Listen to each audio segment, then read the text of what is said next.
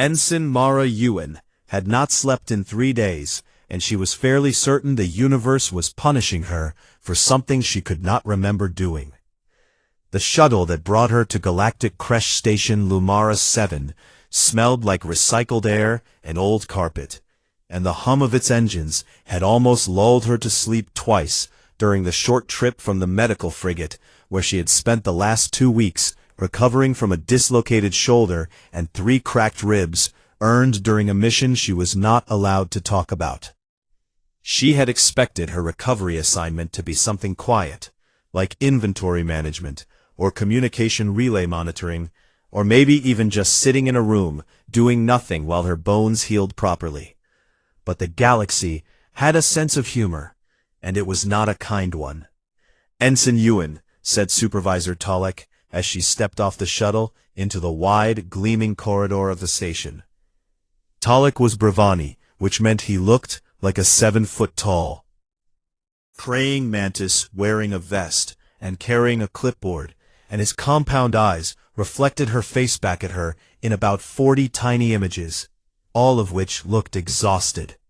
"Supervisor," Mara said, and tried to stand up straight despite the dull ache in her shoulder. "Welcome to Lumara 7, Tolek said, in a voice that sounded like 2 pieces of glass being rubbed together. "I trust your briefing file was thorough." "It said I would be assisting with childcare for diplomatic dependents," Mara said carefully. "I assumed that meant helping out in a classroom or something."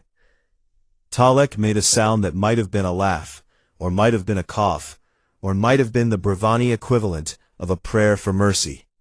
"Follow me," he said. He led her through the station, and Mara took in the sights as they walked, because Lumara 7 was genuinely impressive in a chaotic sort of way. The station served as a neutral childcare facility for dozens of species whose diplomats and military leaders attended summits and negotiations on the nearby moon. And that meant the hallways were filled with the strangest collection of young beings Mara had ever seen. A group of tiny Pelori children floated past in a bubble of guided gravity, their translucent wings flickering with bioluminescent light as they giggled at her. A pair of Gorthak younglings, each one already the size of a human adult, rumbled past, carrying what appeared to be a stuffed animal the size of a small car. A single Vichy child sat in a corner, reading 4 books at once, with 4 separate arms, while a 5th arm held a juice box. Mara almost smiled, but then Tolek stopped in front of a heavy reinforced door, and the almost smile died on her face. The door had scratch marks on it, deep ones. "This is the Rakhari suite," Tolek said, and something in his voice had changed from professional to something closer to apologetic. "Rakhari," Mara repeated, and she knew the answer. Name, because everyone in the military knew the name. The Rakhari Dominion was one of the most powerful warrior civilizations in the known galaxy, and their people were built like someone had taken the most dangerous parts of a wolf and a fox and scaled them up to human size, and then added retractable claws and jaws that could bite through light armor plating. "There are 7 cubs in there," Tolek continued, "between the ages of 3 and 5 in your human developmental terms, and they are the children of Dominion Attaché Sorath, who is currently engaged in critical treaty negotiations on the surface below." 7, Mara said flatly. 7, Tolek confirmed. Their previous caretaker, a Gorthak, with 15 years of experience, lasted 2 days, and she left crying. And I want you to understand that Gorthaks do not have tear ducts, so the fact that she found a way to cry should tell you something. How many caretakers have there been before her? Alert and moved independently, like radar dishes. He wore a formal diplomatic sash across his chest, but everything about him screamed predator. From the way he stood, to the way he breathed, to the way his eyes locked onto Mara, and immediately dismissed her. "This is the replacement," Sorath said, and it was not a question. "Ensign Mara Ewan," Tolek said, "Human Coalition Forces combat medic, currently on recovery assignment." Sorath looked down at Mara, the way a mountain might look down at a pebble. "A human," he said. "You send me a human." "Attaché Sorath, I assure you that," Talik began. "Humans are soft," Sorath said, cutting him off without raising his voice, which somehow made it worse. "They are slow, and they bruise easily, and they break more easily, and you want to put one of them in a room with my children?"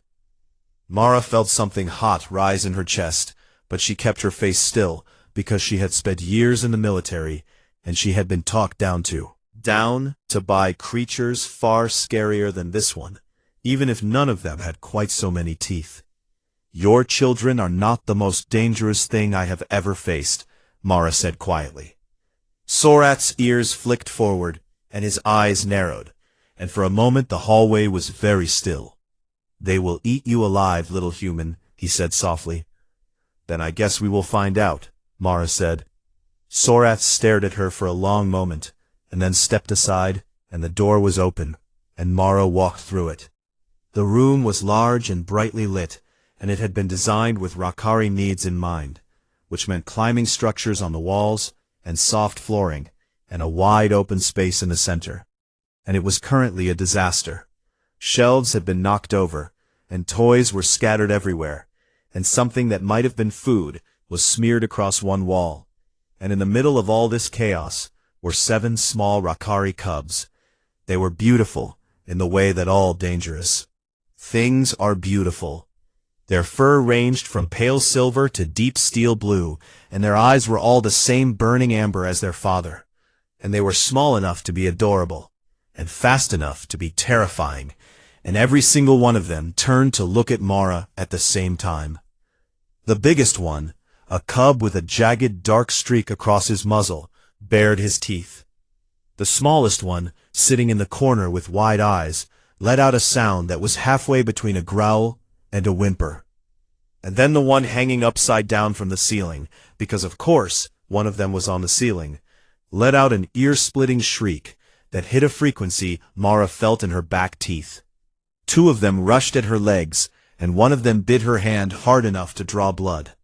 And another knocked a shelf onto the floor right beside her, and the noise was incredible and overwhelming in absolute chaos. Mara stood there in the middle of all of it, bleeding from one hand, and ringing in one ear, and surrounded by tiny wolves who were doing everything in their power to make her scream, or cry, or run away. She did none of those things. She sat down on the floor right where she was, and pulled a small bandage from her pocket, and wrapped her bleeding hand. And when she was done, she looked around at 7 pairs of glowing amber eyes, and said in a voice that was calm and even and utterly unshaken, "All right then, we are going to figure each other out." The cubs stared at her. Nobody had ever just sat down before. Not the kind Mara had trained for with clear objectives and chain of command and tactical options, but the messy, unpredictable kind where small furry bodies moved at speeds that should not have been possible, and the battlefield was a nursery, and the enemy had the combined attention span of a fruit fly on caffeine. The biggest cub, the one with the dark streak across his muzzle, was named Kale, and Mara figured out within the first 2 hours that he was the leader. Where Kale went, the others followed, and what Kale did, the others copied. And when Kale decided that the new human was to be tested, then every single cub in the room committed to that mission with the kind of coordination that military commanders would have envied. They stole her datapad, and they hid her supplies, and they knocked over every piece of furniture she tried to set upright. And one of them somehow got into the ventilation shaft above the room, and refused to come down for 40 minutes. She did not chase them. She did not beg or plead or threaten. She watched. Years ago, before the military, before the space, before any of this, Mara had grown up on a farming colony on the edge of human territory, and her family had raised animals. And the most important thing her mother had ever taught her was that you cannot force a creature to trust you, and you cannot trick it into loyalty. The only thing that works every single time is patience. So Mara was patient.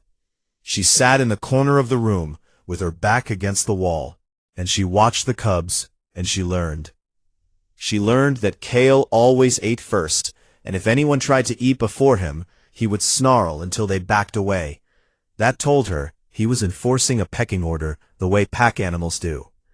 She learned that the twin cubs, a pair of females with matching pale silver fur, always stayed close together, and would panic if separated, even for a moment. She learned that the cub, who liked climbing the ceiling, was named Wren, and he went up high, not because he was being difficult, but because he was scared of the open floor, where he felt exposed. She learned that the quietest cub, a little male with dark blue fur and one ear that flopped to the side, never made a sound, but watched everything with eyes that were too old for his small face. And she learned about Nisha. Nisha was the smallest of the 7, and she was the one who had been sitting in the corner when Mara first walked in. And she was the one who always stayed at the back of the group, and never pushed forward for food, and never played with the others, and always looked like she was waiting for something terrible to happen. Mara recognized that look, because she had seen it in the mirror more than once. On the second day, Mara began to change her approach. She stopped trying to organize activities or follow the schedule that Talek had given her. About schedules, and she started doing something much simpler. She started talking. Not giving commands or instructions, but just talking in a low, steady voice, about nothing in particular, the way her mother used to talk to the animals on the farm.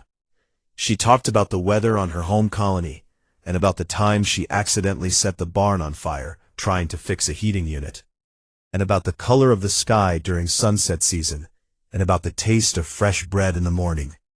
The cubs did not understand most of it, because the translator could only do so much with idioms and cultural references, but that was not the point. The point was the sound. Mara had a low voice for a human, warm and steady, and it turned out that low, warm, steady sounds were very close to the frequency range that Rakari mothers used when calming their young. She did not know this.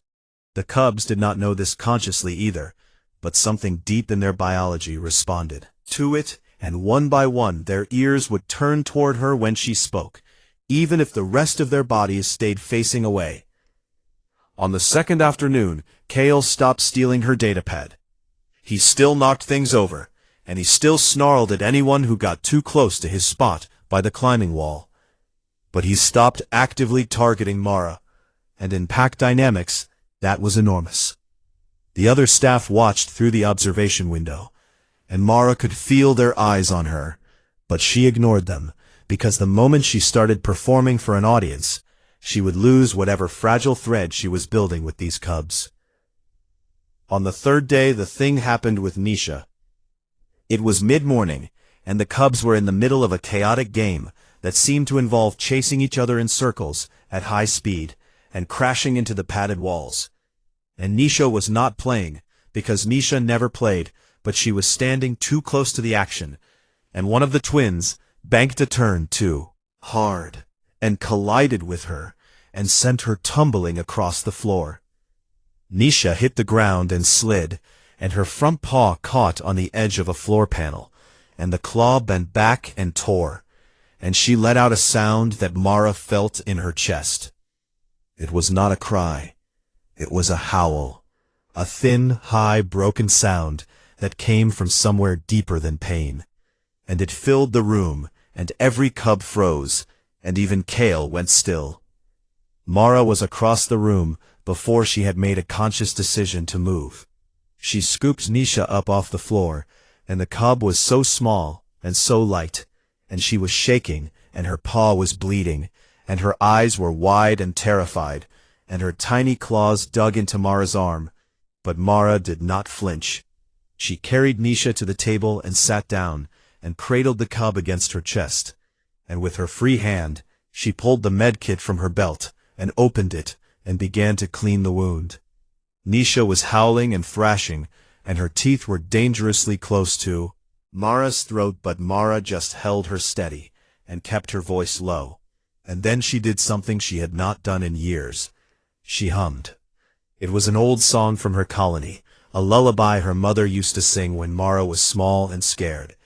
and the melody was simple and slow, and it came out of her in a low vibration that she felt in her own ribs. Nisha stopped howling. The cub went rigid for a moment, and then something in her seemed to collapse, and she went limp against Mara's chest. And her wide amber eyes stared up at the human's face, and Mara kept humming, and kept cleaning the wound, and wrapped the tiny paw in a bandage so gently that Nisha barely flinched. And then Nisha did something that changed everything. She pressed her small muzzle into the curve of Mara's neck and nuzzled there. The room went absolutely silent. Mara did not know what it meant, but she felt every cub in the room react, and she felt the weight of the moment, even if she could not name it. Later Talek would explain it to her, and his voice would be strange and quiet when he did.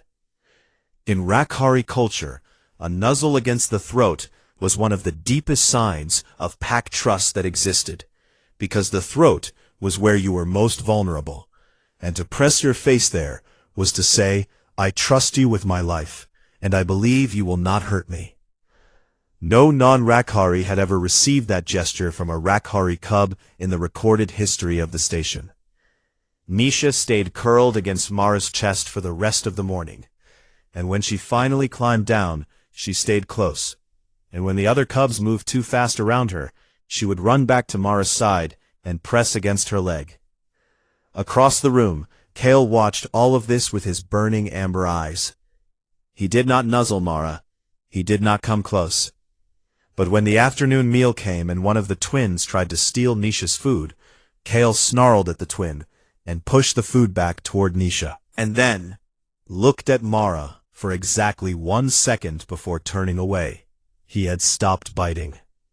That night, after the cubs were asleep in their den, Mara sat outside the door, with her back against the wall, and her hands shaking, and she pressed her palms against her eyes and breathed.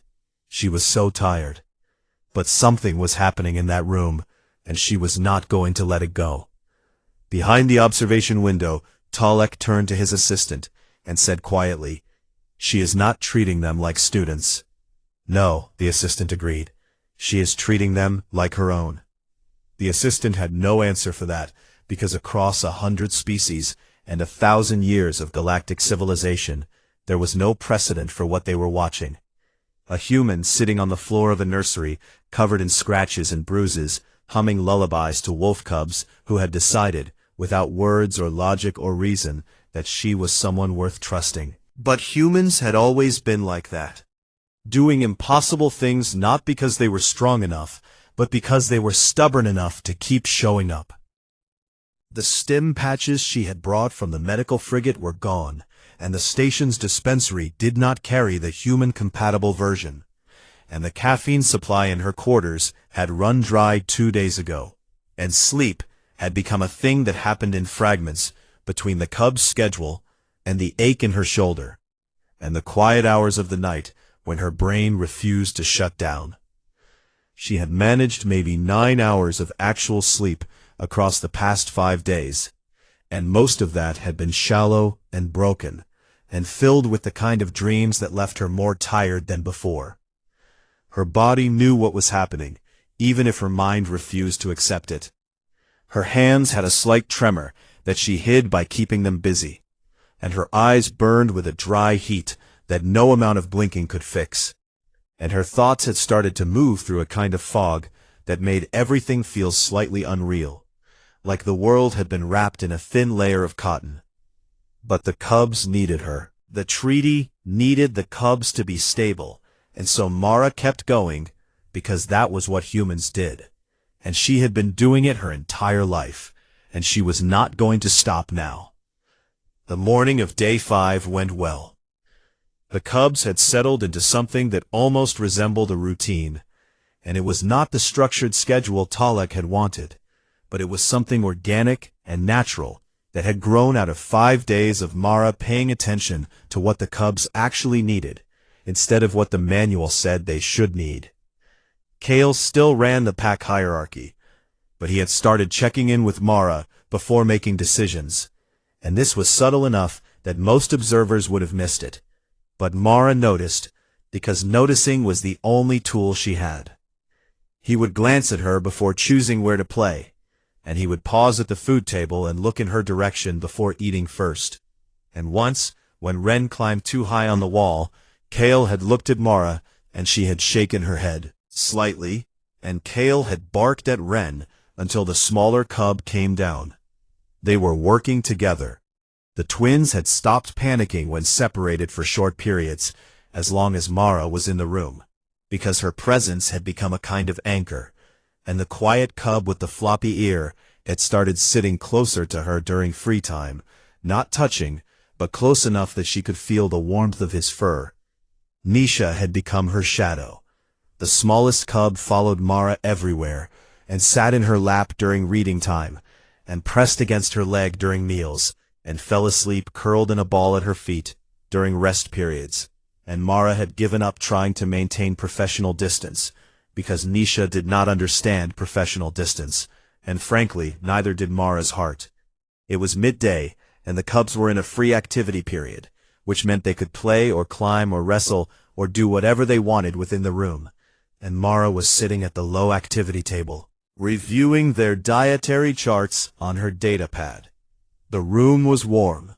The lights had been set to the soft amber tone that the cubs preferred, and the sound of their playing was a low rumble of growls and yips, and the occasional thud of a small body hitting a padded wall, and it was the most peaceful the room had ever been. Mara blinked at her datapad, and the numbers blurred. She blinked again, and they came back, but they were swimming slightly, and the fog in her head had thickened into something heavier and warmer, and her eyelids felt like they had weights attached to them. She told herself to sit up straighter. She told herself to get up and walk around. She told herself to splash water on her face. But her body had reached the end of what willpower could sustain, and 5 days of accumulated exhaustion crashed over her like a wave. And before she could stop it, her head tilted forward, and her arms folded on the table, and her forehead came to rest on her wrists, and she was asleep. Just like that. No warning, and no control, and no choice. She was simply gone. The first cub to notice was Ren. He had been climbing the wall near the ceiling, doing lazy loops across the grip panels, when the sound of the room changed, and he could not have explained what was different, because it was not louder or quieter, but something in the texture of the air had shifted, and he looked down and saw the human with her head on the table. Ren went very still. The twins noticed next, because they noticed everything together, and they stopped their game and stood side by side, staring at the table, with their ears perfectly upright, and their tails frozen mid-wag. One by one the other cubs became aware of what had happened, and the room went quiet in a way that it had never been quiet before. Not the silence of fear or tension, but the silence of recognition. In the Rakari world, sleep was not a casual thing. Sleep was the most vulnerable state a living creature could enter, because in sleep, you could not fight, and you could not run, and you could not protect yourself, and your survival depended entirely on the beings around you. A Rakari only slept in the open when they were surrounded by pack, and when they trusted that pack with every fiber of their being, and to sleep in the presence of others was to make a statement that went deeper than words. It said, "I am defenseless, and I believe you will keep me safe." No non-Rakari had ever fallen asleep in the presence of the cubs before.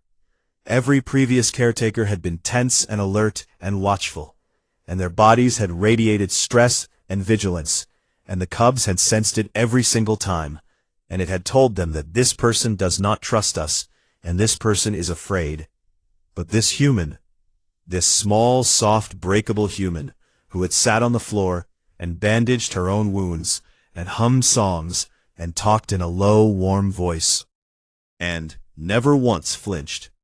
She had laid her head down and closed her eyes and trusted them. Kale moved first. He crossed the room slowly. His claws were retracted, and his steps were silent. He came to the table and stood beside Mara, and lowered his head and sniffed her hair. Her breathing was slow and deep and steady, and she smelled like the medical cream she used on her shoulder, and like the tea she drank in the mornings. And underneath all of that, she smelled like warmth and safety, and something Kale did not have a word for. He climbed onto the bench beside her.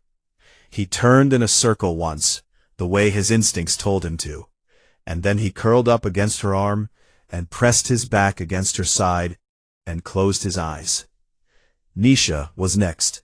She came from across the room at a run, but slowed as she got close, and she tucked herself against Mara's other side and burrowed into the space between the human's arm and her body. And Nisha's small nose pressed against Mara's ribs where she could feel the heartbeat, and Nisha closed her eyes and her tail curled around her own body. The twins came together, as they always did, and they squeezed onto the bench and pressed against Kale and against each other, and their breathing synchronized the way it always did when they felt safe. Ren climbed down from the wall for the first time without being told, and he crawled under the table and curled up around Mara's feet and rested his chin on her ankle. The quiet cub with the floppy ear climbed onto the table itself and lay down right in front of Mara's folded arms and pressed his back against her hands, and his warmth seeped into her fingers.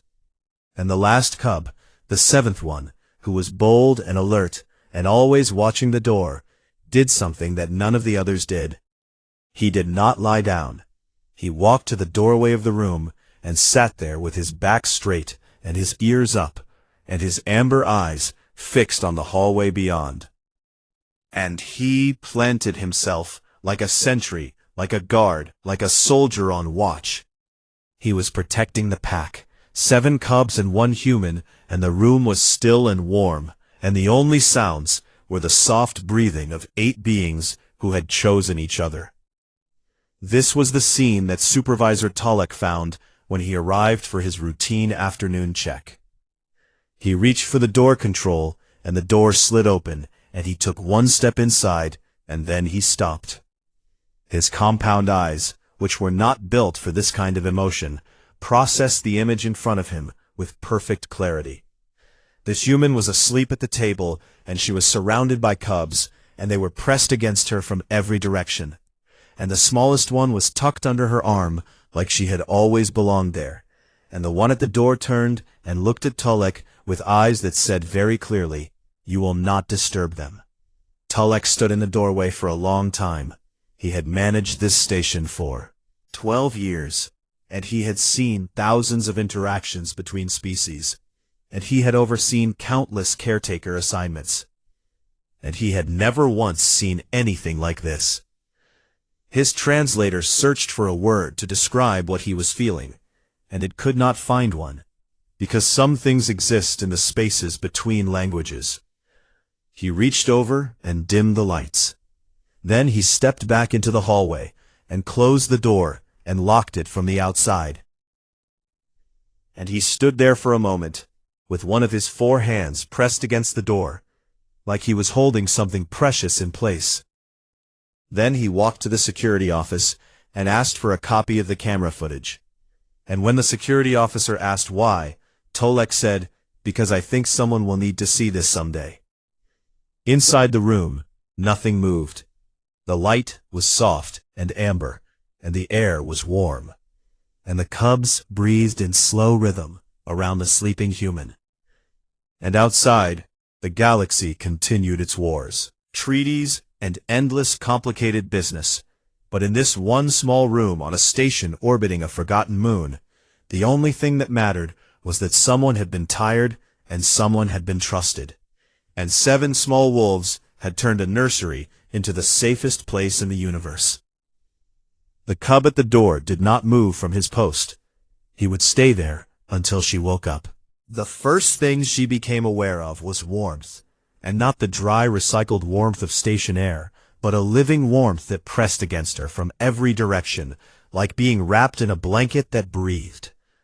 The second thing she became aware of was weight, and there was something heavy against her left side, and something small and soft tucked under her right arm, and something draped across her feet, and something warm and solid pressing against her folded hands. The third thing she became aware of was the sound. Purring. Not exactly purring, because Rakari did not purr the way Earthcats did, but a low vibration that came from deep in the chest and resonated through bone and muscle. And it was 7 of these vibrations layered on top of each other, slightly out of sync, creating a sound that was less like hearing and more like feeling. Mara opened her eyes. Kale was pressed against her left arm, and his head was resting on his own paws, and his amber eyes were half closed in that drowsy state between sleep and waking, and his dark streaked muzzle twitched as he breathed.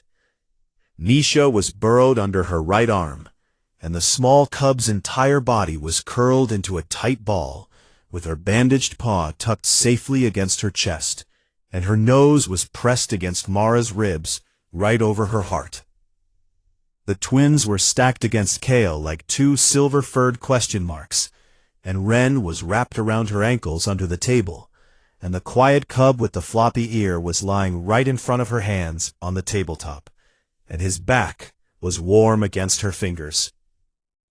And at the door the 7th cub sat upright and alert, and when Mara lifted her head, his ears swiveled toward her, and he made a soft sound that might have been a greeting or might have been a status report.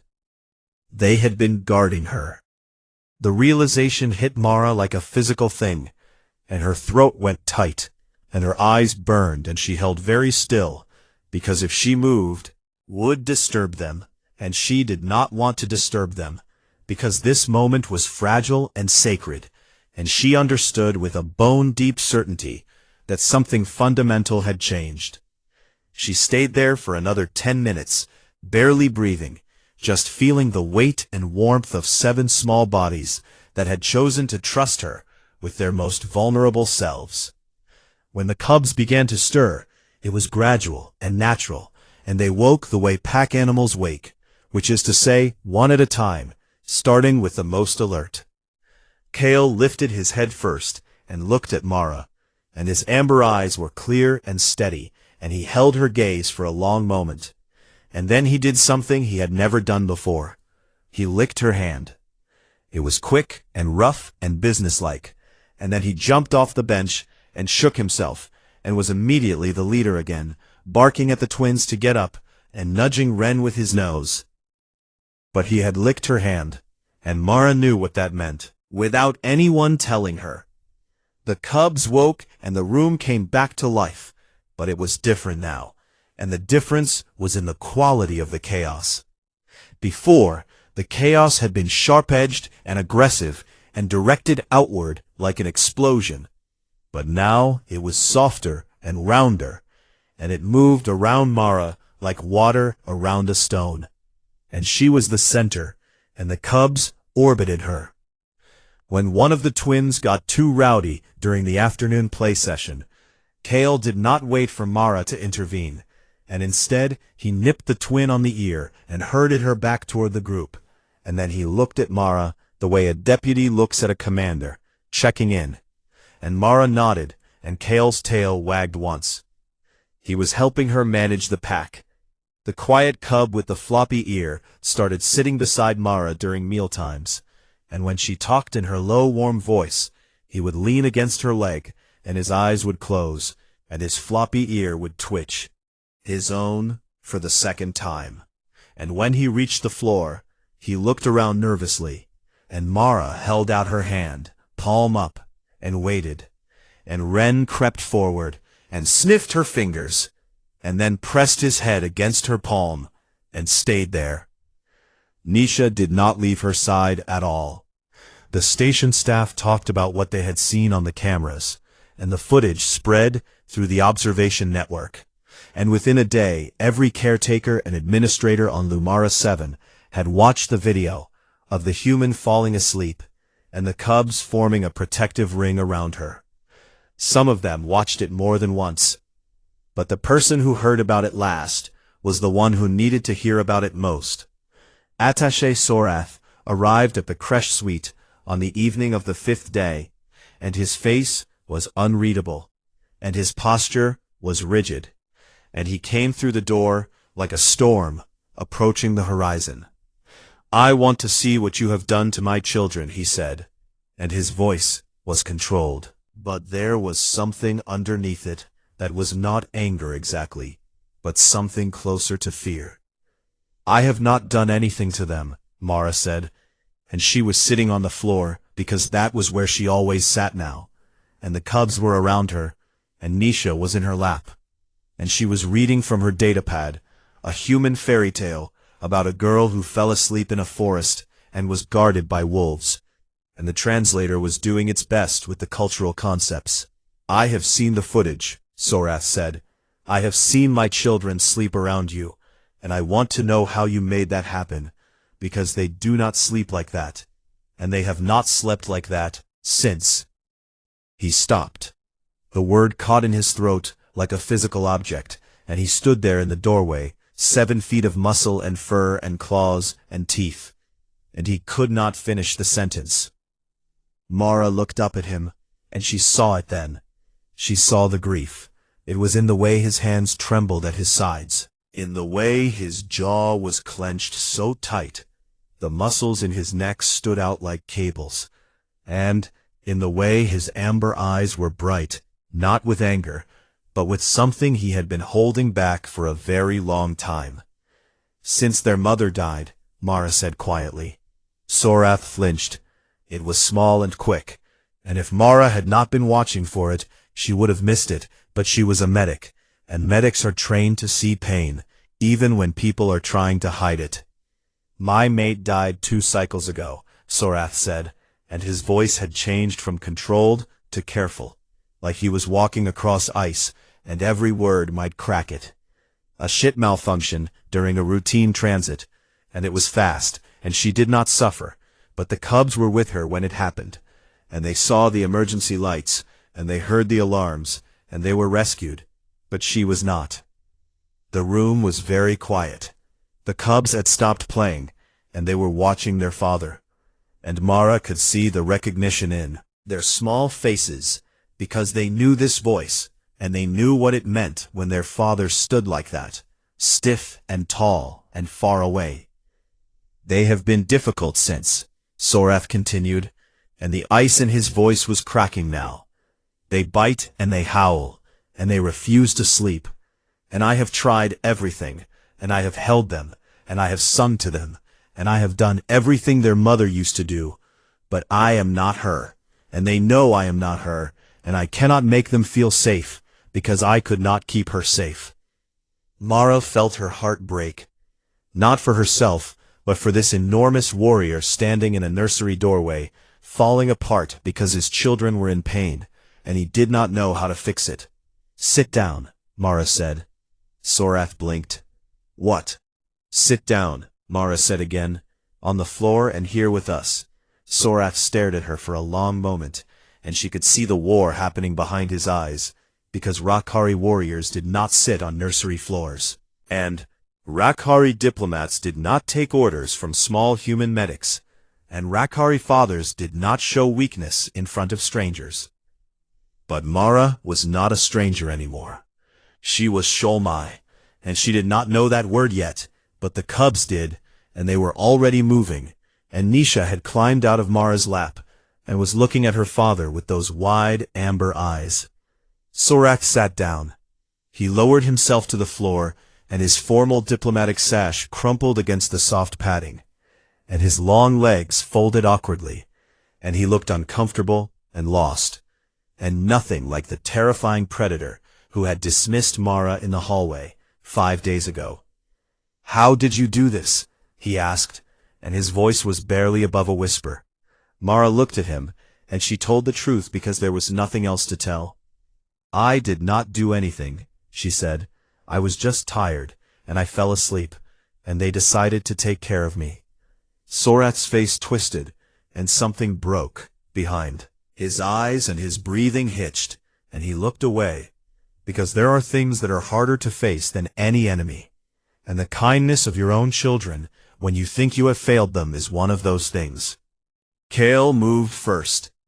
The biggest cub, the leader, the one who had been the most difficult, and the most aggressive, and the most unreachable, crossed the room and climbed into his father's lap, and pressed his muzzle against Sorath's chest. Sorath made a sound that was not a word in any language. His massive arms came up and wrapped around his son, and he held him the way you hold something that you thought you had lost. And Kale pressed closer, and his small body vibrated with that deep chest rumble, and one by one the other cubs followed. The twins piled in from the left, and Ren squeezed in from the right, and the quiet cub with the floppy ear wedged himself under Sorath's arm, and the seventh cub, who had been guarding the door, finally left his post, pressed against his father's back. Nisha stood in the middle of the room, looking between Mara and her father, and Mara smiled at her, and nodded toward Sorath, and Nisha ran and buried herself in the pile of fur and family. Sorath held his children. He held them, and his eyes were closed, and his face was wet, and the greatest warrior in the Rakhari delegation was sitting on the floor of a nursery, crying in silence, while 7 cubs pressed against him, and told him, in the only language that mattered, that he was still their father, and they were still his pack. Mara sat a few feet away, and said nothing, because some moments do not need words. She just stayed. That was the only thing she had ever done. Mara did not know the details because the details were above her rank and beyond her clearance. But she heard about it the way everyone on the station heard about it, which was through the sudden change in atmosphere from tense to celebratory, as delegations that had been arguing for weeks finally found something they could agree on. The word that came down through the staff channels was that the breakthrough had come during the final session, when negotiations had stalled over a point of military access rights, and the delegations had been moments away from walking out. It was Attaché Sorath who had broken the deadlock. He had stood in the chamber and faced the assembled representatives of 12 species, and he had said something that no one in the room had expected a Rakhari warrior to say. He said that strength was not always what they expected it to be, and that he had learned this from the smallest and most unlikely teacher, and that if a creature with no claws, and no armor, and no fangs could walk into a room full of wolves and make them fall safe, then perhaps the people in this chamber could find the courage to lay down their own defenses long enough to build something worth protecting. The chamber had gone quiet, and then someone had agreed, and then someone else had agreed, and by the end of the session, the treaty was signed, and the delegations were shaking hands, and clasping claws, and touching foreheads, and doing whatever their species did to seal a promise. Mara heard about this secondhand from Talik, who told her the story with a strange look in his compound eyes, like he was seeing her for the first time. "He was talking about you," Talik said. "He was talking about his children," Mara corrected. Talik made that glass-on-glass sound that might have been a laugh. "Same thing," he said. The delegations began preparing to leave 2 days later, and the station shifted into departure mode, with shuttles lining up at the docking bays and diplomatic staff packing their belongings, and the hallways filling with the organized chaos of 100 species all trying to leave at the same time. Mara spent those 2 days the same way she had spent every day since her assignment began, with the cubs. She knew they were leaving, and the cubs knew it too, because children always know more than adults think they do, and the mood in the room had changed from the warm, settled calm of the past few days to something quieter and heavier, like the air before a rainstorm. Kale was restless, and he paced the room in circles, the way his father paced when he was thinking. And the twins stayed pressed together even tighter than usual, and Ren went back to the ceiling and would not come down, and the quiet cub with the floppy ear sat in the corner and watched everything with his old eyes. Nisha did not leave Mara's lap for 2 days.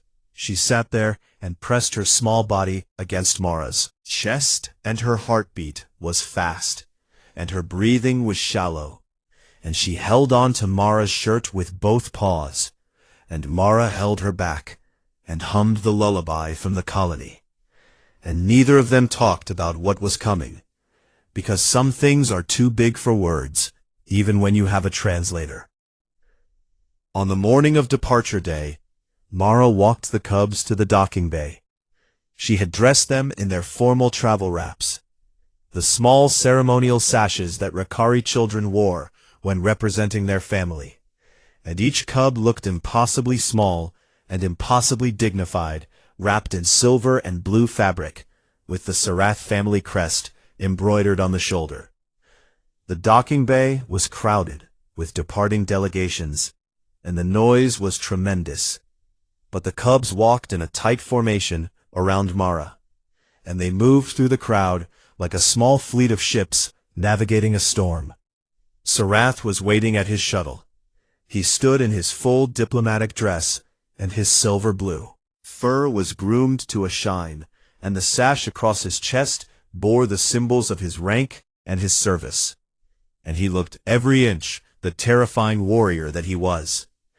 But when he saw his children walking toward him, flanking the small human woman in the middle, his expression changed, and it softened in a way that Mara had only seen once before, on the nursery floor, when his children had climbed into his arms.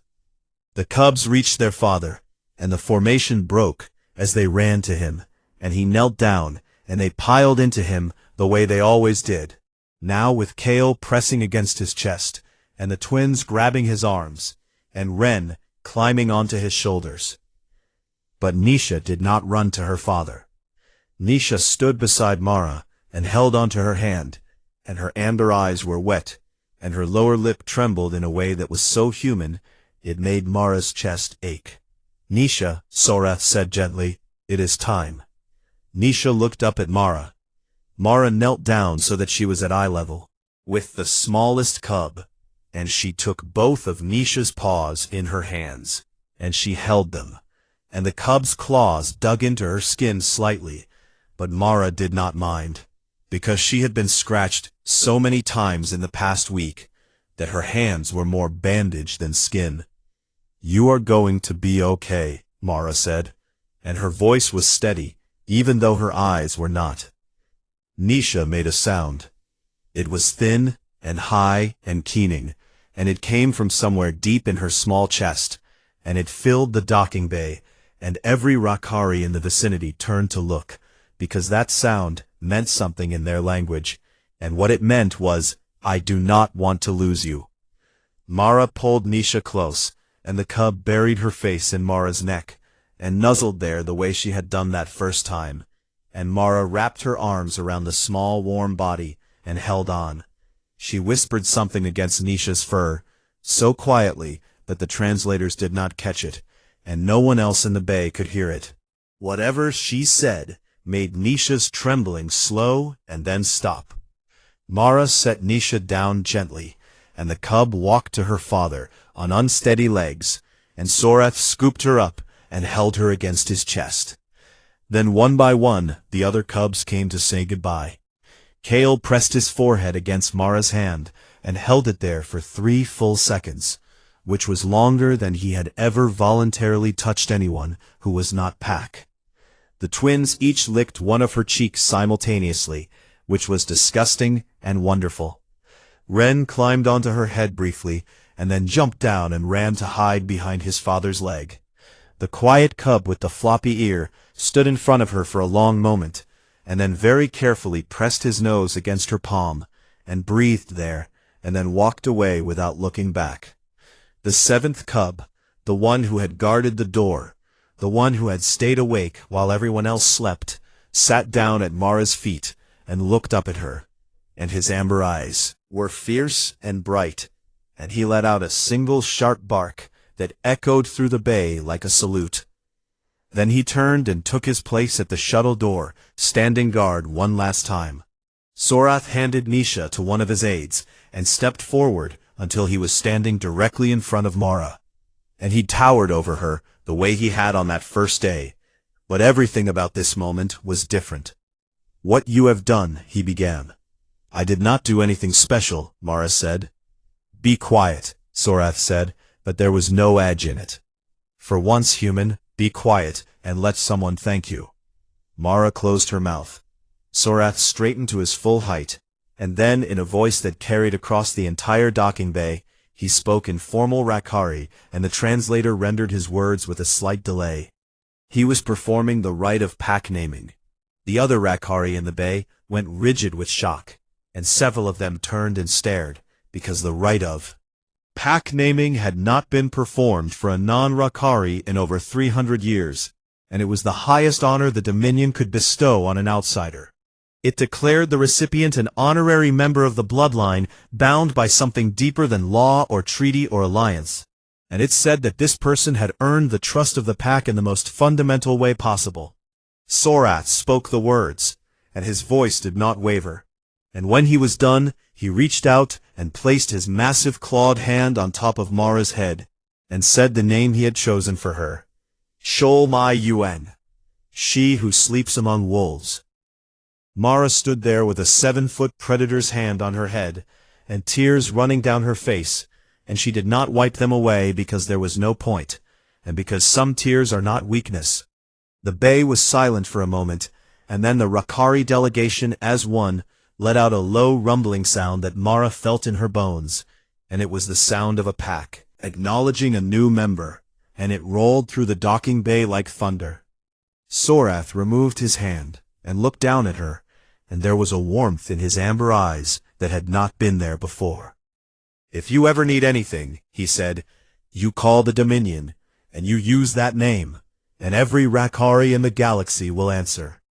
Then he turned and walked onto his shuttle, and the cubs followed, and Nisha looked back one last time from the doorway, and Mara raised her hand and waved, and then the door closed.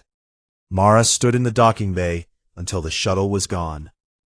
The footage of the ceremony spread through diplomatic channels within days, and the name Shol Mai Yuen entered the galactic translation databases, and analysts and cultural researchers from a dozen species began studying what had happened on Lumara 7 and writing papers about it, and none of them could quite explain how a single exhausted human had accomplished what decades of interspecies diplomacy had failed to do. 3 weeks later, Mara received a transfer offer to a prestigious posting at Central Command, which was the kind of assignment that career officers fought over. It came with a promotion and better quarters and actual regular sleep. She declined. She submitted a formal request for permanent reassignment to Galactic Creche Station, Lumara 7. When the reassignment board asked her to justify the request, she submitted a single line. Because someone has to be there when they wake up. The request was approved. On her first day as permanent staff, Mara walked into the creche wing, and Talek was waiting for her, with that glass-on-glass sound that she had finally figured out was definitely a laugh. Perfect timing, he said. Your new assignment just arrived. He led her to a room at the end of the hall.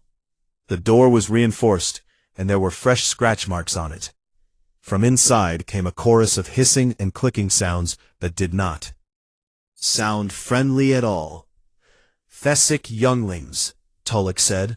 Reptilian species, cold-blooded, highly territorial, and extremely bitey.